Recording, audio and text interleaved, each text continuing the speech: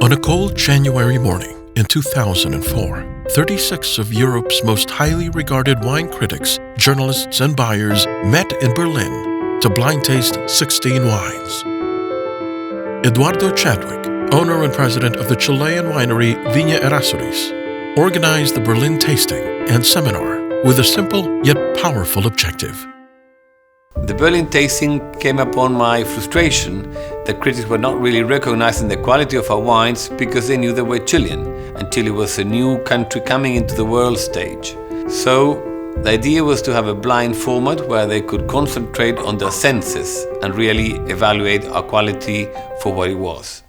Stephen Spurrier, orchestrator of the Judgment of Paris and one of the world's foremost wine critics and a champion of French wines, hosted the tasting. When I first heard that from Eduardo that he was going to do a comparative blind tasting with his icon wines against the top wines from Bordeaux in Italy, I thought he was being very brave.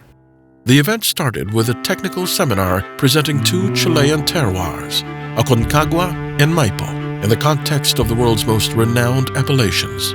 Then, the group moved on to participate in the comparative blind tasting. I think blind tastings with a qualified panel, and by qualified panel I mean exceedingly qualified panel, are a very valid, in fact one of the rare ways that an unknown wine of quality can become known.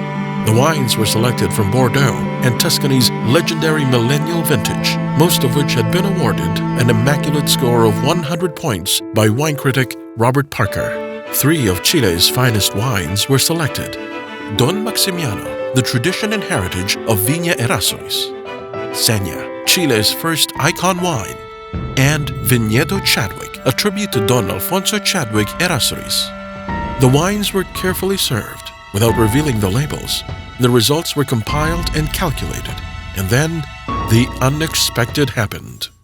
I was surprised, to say the least. When Eduardo knew that he'd got a wine in the top 5, he relaxed visibly. He turned to me and said, "That's nice." And then the next 2 were French, and then the top 2 were his. He didn't expect a result like that. Nor did I. Nor did anyone else. From Berlin, this unique experience was recreated in the wine capitals of the world, setting out to test the ultimate standards of quality for an icon wine, consistency, and aging potential. Yet, in Sao Paulo, Tokyo, Beijing, London, New York, Hong Kong, and around the world, the Chilean wines consistently earned acclaim, opening minds to Chile as an origin for truly world-class wines, one glass at a time. The Berlin tasting, right like the Paris tasting, can be talked about and talked about and talked about.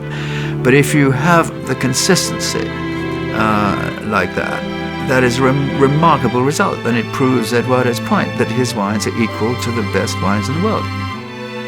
Well, it has been a great honor to participate in all these tastings around the world, and to have been able to prove that our wines have been consistently selected amongst the best wines of the world. That, I think, is the major result, that Chilean wines were not viewed as great potential wines before. After the Berlin tasting, they were.